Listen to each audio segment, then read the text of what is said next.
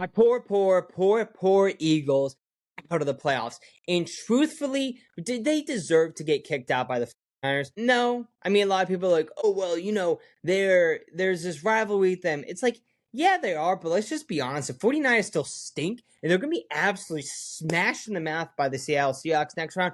I hope so. I hope so bad. I don't like the Niners. I used to like the Niners, and then recently as an Eagles fan, they crept on me, and with this win right here by the 49ers, I've decided I have more hate in my heart. And when you think that it couldn't grow anymore, I'm basically the Grinch stealing presents, but my hate is now for the 49ers. So it goes Giants, Dallas Cowboys, Commanders, 49ers, all on my hate list. So let's go to this offense of the 49ers. And if you guys want my actual rant, make sure to like and subscribe this video. I'm going to do a whole separate on how the Eagles have failed me as a human. So Christian McCaffrey, heartbeat of the team, 14 yards from scrimmage, 2 crucial fourth down conversions. He's a stud. What's new? He's also an Abercrombie and Finch model, which, I don't know, it's kind of some red flags. Demarcus Robinson, I thought I got him confused with some other people. It doesn't matter. It's just, hey, let's run the slant, and sometimes teams can't stop it. 111 yards, 61-yard catch to kind of open up the game as well. It felt like the Niners just drove it down the field, scored a touchdown. This game was like, oh, it's not going to be that crazy. Eagles go back, score a touchdown, miss the extra point. Is that going to come back to us? Let's find out. Jauan Jennings, clutch play. I'll get to that later in the moment that changed the game. Now, the defense pitched an incredible second-half masterpiece. Well, I don't actually think they did because the Eagles just actually suck, and that's what happened. Their play calling stale. They can't get anything. It's a bunch of no-names. That's fine. Even I could have played defense because it would have been like, okay, I know this guy's running this way. Hey, someone else, can you come help me? Can you come help me?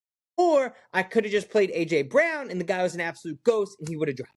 We're not going to get into the Eagles yet. We'll stick on the 49ers. Now, they successfully neutralized the Eagles' deep threat. It was an insane windy day as well. We all saw the jacket ahead of time. Team takeaway for the 49ers is, okay, you beat the Eagles. The Eagles kind of stunk all year. You lost George Kittle, though. And that's going to be the major impact moving forward is that he tore his Achilles, also down to Bala Tequila, but then also tore his Achilles, which is bad.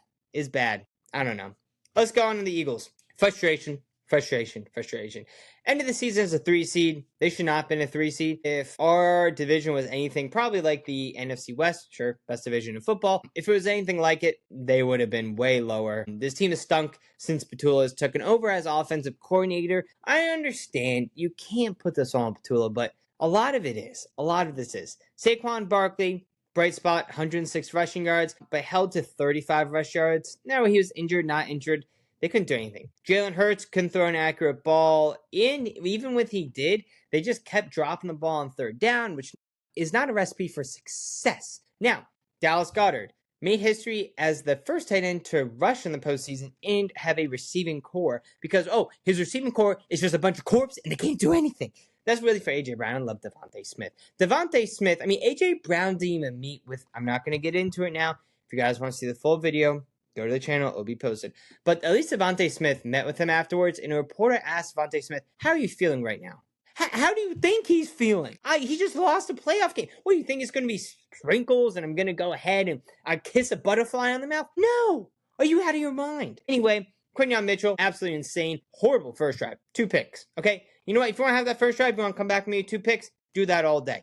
They turned the ball over. They still couldn't convert. They couldn't turn the turnovers into points. And when you're cooking, that's like the equivalent of, hey, we're going to have the pot of water for the pasta, but we're not going to turn the water on. We're not going to give any heat, so the pasta can't boil. That's basically what the Eagles offense did, in defense did. I don't know, whatever. The helm Christian McCaffrey, 3.2 yards per carry. Big whoop. He ended it with 100+ all-purpose yards. Why don't you do better? I still got to say I love Vic Fangio. I'm just going to put that over. Look, the clunkiness, it finally caught up to. It was going to catch up to. You want that good of a team, Eagles. A.J. Brown, Nick Sirianni were yelling at each other like two lovers who are pissed off. Like, oh, you didn't do the dishes, blah, blah, blah. That's really what I envisioned A.J. Brown, Nick Sirianni doing. It's just like, you know what, A.J. Brown, whatever. You can yell, you're a diva wide receiver. Nick Sirianni, you're a diva coach. Do I think the Eagles should keep it and rock it out with Nick Sirianni? Yes. If they do it with Kevin Petula again, am I going to be upset? Yes. They can't do that. They have to fire him. Get someone else in there. We all know Nick Sirianni, like Nick Sirianni is the guy who was kind of fratty, kind of a frat star, superstar, whatever. What up, dude? But actually, like, does very good for his life, and you're like, oh wow, that guy's really smart, huh? That's who Nick Sirianni is, and now he's just trying to get his buddies to be friends, and get jobs as well. But they're not cut out for